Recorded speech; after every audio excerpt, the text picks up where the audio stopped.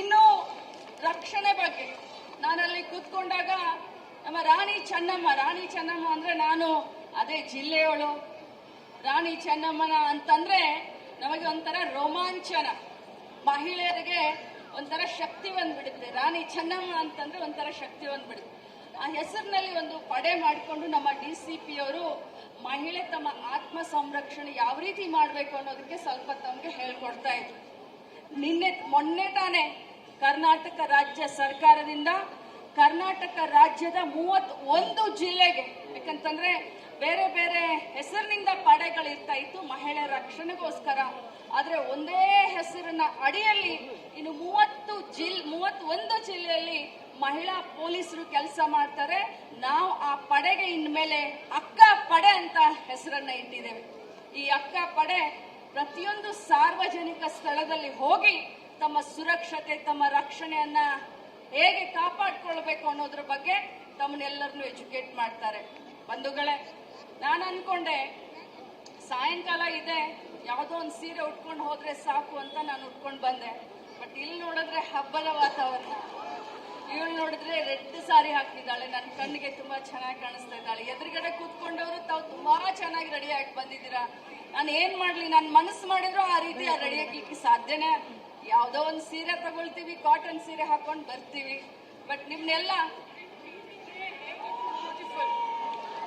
ನೀವು ಹೇಗಿದ್ರು beautiful ma'am. But ನಿಮ್ನೆಲ್ಲ ನೋಡಿದಾಗ ನಮ್ಮತನ, ಸ್ತ್ರೀತನವನ್ನ ಎಷ್ಟೊಂದು ಹೊಗಳಿದ್ರು ಕಡಿಮೆ, ಎಷ್ಟೊಂದು ಅದನ್ನ ಅನುಭವಿಸಿದ್ರು ಕೂಡ ಕಡಿಮೆ. ಅದಕ್ಕೆ ಹೇಳ್ತಾರೆ ದೊಡ್ಡವರು, ಒಬ್ಬ ಹೆಣ್ಣು ಅಂತಂದ್ರೆ ಆ ಮನೆ ಸಮೃದ್ಧಿ ಹೊಂದುತ್ತೆ, ಆ ಮನೆ ಬೆಳಿಬೇಕು ಅಂತಂದ್ರೆ, ಆ ಮನೆ ಆ ಸಂಸ್ಕಾರ ಉಳಿಬೇಕು ಅಂತಂದ್ರೆ ಆ ಹೆಣ್ಣಿನಿಂದ ಅಷ್ಟೇ ಸಾಧ್ಯ. ಅದಕ್ಕೋಸ್ಕರ ನೀವೆಲ್ಲರೂ ಕೂಡ ನಮ್ಮ ಸಂಸ್ಕೃತಿಯ ರಾಯಭಾರಿಗಳು ಅಂತ ಹೇಳಲಿಕ್ಕೆ ಬಯಸ್ತೇನೆ. ಇವತ್ತು ಮಹಿಳಾ ಸಬಲೀಕರಣ, ಮಹಿಳಾ ರಕ್ಷಣೆ, ಮಹಿಳಾ ಆರೋಗ್ಯದ ಬಗ್ಗೆ ಒಳ್ಳೆ ಒಂದು ಚಿಂತನೆ ಇಟ್ಕೊಂಡು ಸೌಮ್ಯ ಅವ್ರು ಕೆಲಸ ಮಾಡ್ತಾ ಇದ್ದಾರೆ. ಇಂಥವ್ರು, ನಾನು ಒಂದೇ ಒಂದು ರಾಜಕಾರಣದ ಮಾತನ್ನ ಆಡ್ತೀನಿ. ಯಾಕಂತಂದ್ರೆ ರಾಜಕಾರಣದಲ್ಲಿ ಮಹಿಳೆಯರು ಬರೋದು ಬಹಳಷ್ಟು ಕಡಿಮೆ. 50% ರಿಸರ್ವೇಶನ್ ಕಾಂಗ್ರೆಸ್ ಪಕ್ಷದವರು ಮಾಡಿದ್ರು ಕೂಡ ಬೆರಳೆಣಿಕೆಯಲ್ಲಿ ರಾಜಕಾರಣ ಮಹಿಳೆಯರು ಬರ್ತಾರೆ. ಆ ಬೆರಳೆಣಿಕೆಯಲ್ಲಿ ರಾಜಕಾರಣದಲ್ಲಿ ಬಂದಂತ ಮಹಿಳೆಯರಿಗೆ MLA ಟಿಕೆಟ್ ಕೊಡೋದು ಅಂತಂದ್ರೆ ಪಕ್ಷಾತೀತವಾಗಿ ಮಾತನಾಡ್ಲಿಕ್ಕೆ ಹೋಗ್ತಾನೆ. 200 ಜನ ಗಂಡಸರು ಕೊಟ್ರೆ 10, 9 ಒಂದಂಕಿಯಲ್ಲಿ ಹೆಣ್ಮಕ್ಳಿಗೆ ಟಿಕೆಟ್ ಕೊಡ್ತಾರೆ. ಒಂದಂಕಿಯಲ್ಲಿ ತಾವು ಅದನ್ನ ವಿಚಾರ ಮಾಡಬೇಕು. ಪಕ್ಷಾತೀತವಾಗಿ, ಜಾತ್ಯತೀತವಾಗಿ ಯಾವುದೇ ಹೆಣ್ಮಗಳು ಮುಂದೆ ಬರ್ತೀನಿ ಅಂತಂದಾಗ ತಾವು ಅವಳಿಗೆ ಆಶೀರ್ವಾದ ಮಾಡಲೇಬೇಕು. ಯಾಕಂತಂದ್ರೆ ರಾಜಕಾರಣ ಕಬ್ಬಿಣದ ಕಡಲೆ ಇದ್ದ ಹಾಗೆ. ರಾಜಕಾರಣ ಅಷ್ಟು ಈಸಿ ಅಲ್ಲ. ಇನ್ನು ಮಹಿಳೆಗೆ ಯಾವ ಜಾತಿ ಇಲ್ಲ. ಇನ್ನು ಮಹಿಳೆಗೆ ಸಪೋರ್ಟ್ ಮಾಡಿದಾಗಲೇ ತಾನೇ ಮಹಿಳಾ ಸಬಲೀಕರಣಕ್ಕೆ ಒಂದು ಹೊಸ ಹೆಜ್ಜೆನ ಇಡ್ಲಿಕ್ಕೆ ಸಾಧ್ಯ. ನಾನು ತಮ್ಮೆಲ್ಲರಿಗೂ ವಿನಂತಿಯನ್ನ ಮಾಡ್ತೀನಿ, ಸೋತ ದಿನದಿಂದ ಇಲ್ಲಿಯವರೆಗೆ ಸೌಮ್ಯ ರೆಡ್ಡಿ ಅವರು ಕೂತ್ಕೊಳ್ಳಿಲ್ಲ ಮನೆಯಲ್ಲಿ. ಒಂದಿಲ್ಲ ಒಂದು ಕಾರ್ಯಕ್ರಮ, ಒಂದಿಲ್ಲ ಒಂದು ಚಿಂತನೆ ಮಹಿಳೆಯರ ಬಗ್ಗೆ ಅವಳು ಮಾಡ್ಕೊಂಡೇ ಬಂದಿದ್ದಾಳೆ. ಯಾರಾದ್ರೂ ಅವಳ ಸ್ಥಾನದಲ್ಲಿ ಬರೀ 10-12 ಓಟ್ನಲ್ಲಿ ಸೋತಿದ್ರೆ, ಅವಳ ಸ್ಥಾನದಲ್ಲಿ ಯಾರೋ ಪುರುಷರಾಗಿದ್ರೆ ಮುಗಿದು ಹೋಗಿದ್ ಕತೆ. ಆದ್ರೆ ಅವಳು ಧೈರ್ಯವಂತೆ, ಸಾಧಿಸುವಂತ ಛಲ ಇಟ್ಕೊಂಡು ಸಾಧನೆ ಮಾಡಲೇಬೇಕು. ಅದು ಸೋಲ್ ಅಲ್ಲ ನಂದು.